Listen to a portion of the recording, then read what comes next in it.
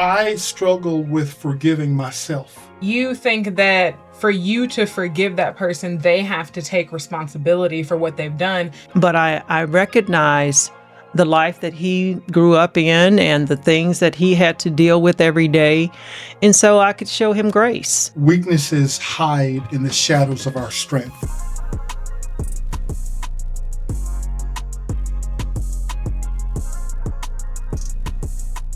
Have you ever replayed a hurtful moment in your mind so many times that it felt like it just happened yesterday? I have, by the way. I'm going to share that with you. What if forgiveness wasn't about setting the other person free, but what if it was about setting yourself free? Today on Marriage with Jim and Teresa, we're going to talk about forgiveness. I'm your host, Jim Adams. Joining me in studio is my wife of the last 40 years, the mother of our 4 children, Teresa the therapist. Hi, Jim.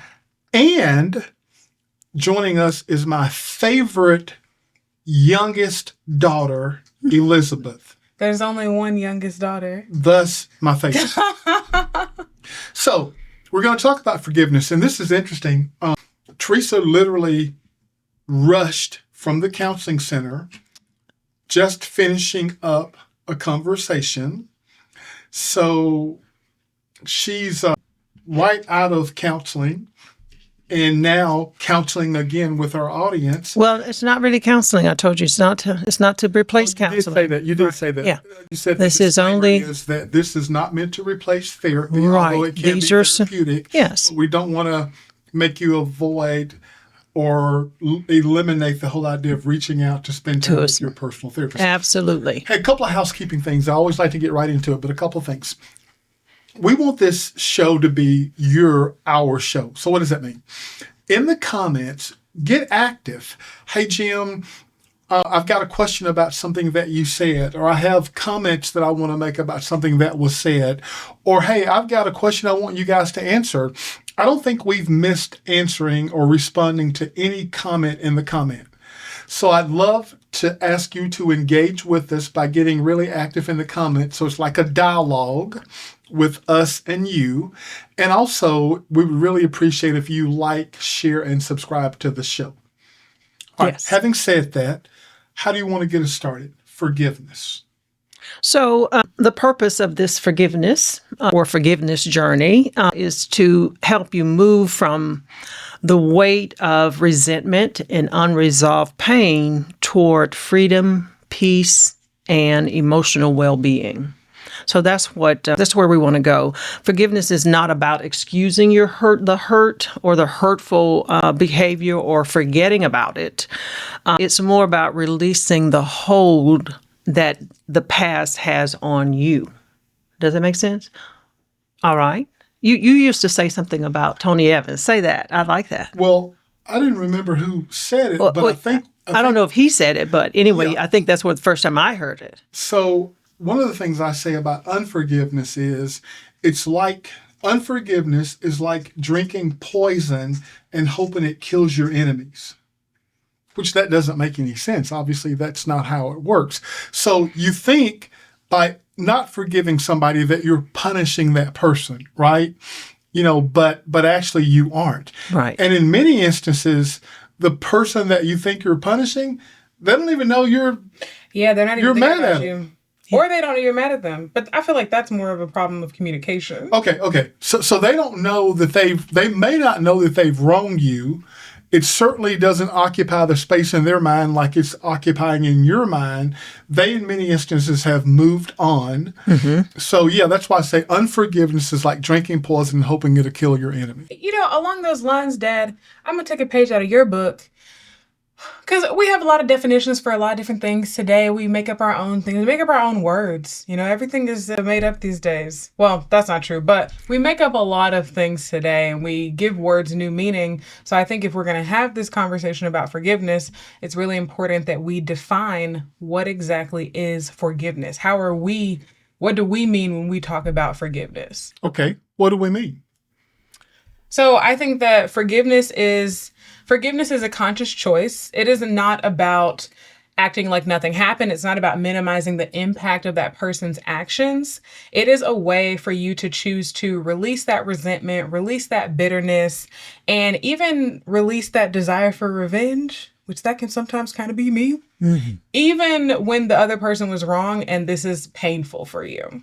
Yes. I think that's part of it. What else would you say, Mom? So I would just say, think of forgiveness as you're setting down a heavy backpack you've been carrying for many years. So you're taking it off, you're letting it go. So the weight of grudges, because people hold grudges, and the anger and all of the what ifs, because that can just go on and on and on.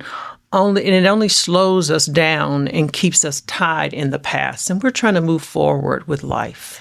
Yeah, it's interesting you say that, because it made me think about one of your kids, one of my siblings, who I say that he has a writer's memory. And I don't know if that necessarily, like, he might hold grudges, maybe, probably, but he has a writer's memory. And what I mean when I say that is, like, he can remember every single detail of something that happened to him and why he felt that way, this and that.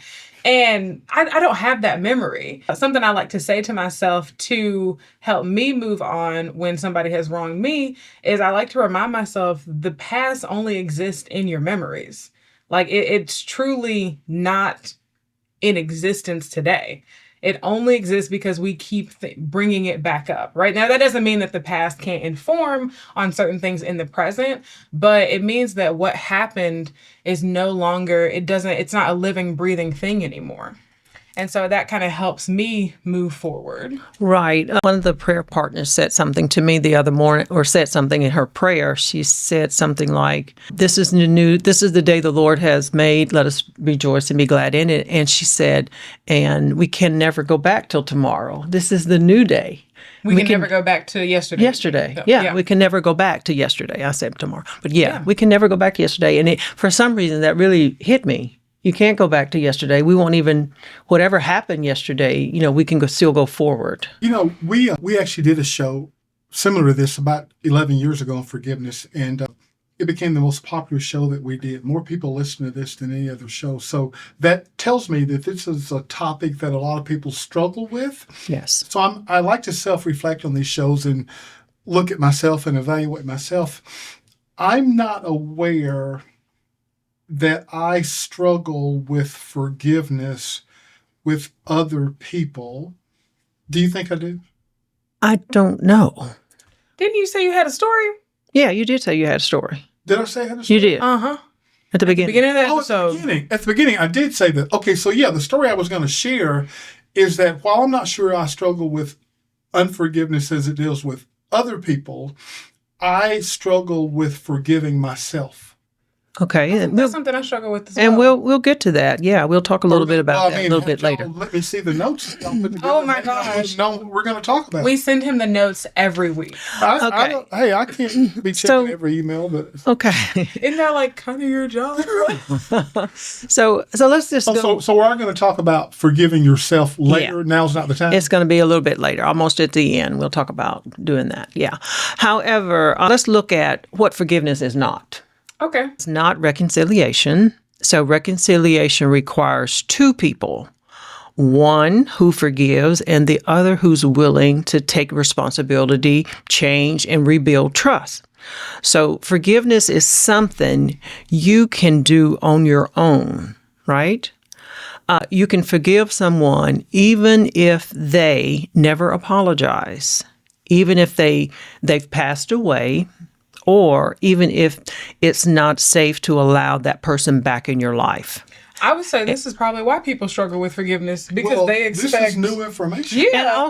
And also usually, like I say, sometimes we'll tell a client to write a letter to that person if they passed on so that they can get their emotions out, because that's the only one you can deal with right now. The person is dead and gone and, in a different area. I think that's important to mention again. So you're saying forgiveness has nothing to do with reconciliation. So even if you never came to me and got down on your knees and groveled like you should, even if you never did that, even if you never admitted that you wronged me and hurt me and brought me to tears, even if you never admitted how horrible a person you are. Oh, wait a minute. I'm going to. Right, oh, wait, exactly. I'm sorry. He said he didn't have a story. Right. You're saying I can still forgive that person. That doesn't, I'm not sure.